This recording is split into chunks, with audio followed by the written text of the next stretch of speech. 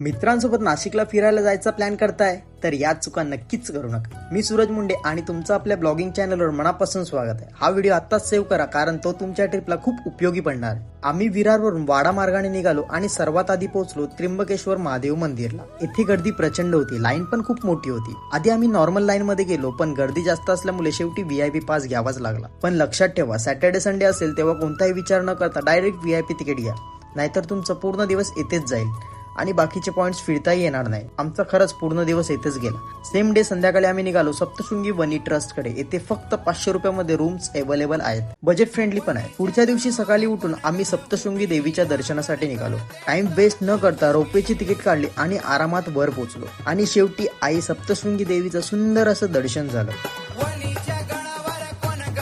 तिथून निघून आम्ही जेवण वगैरे केले आणि मग आलो पंचवटी नाशिकला।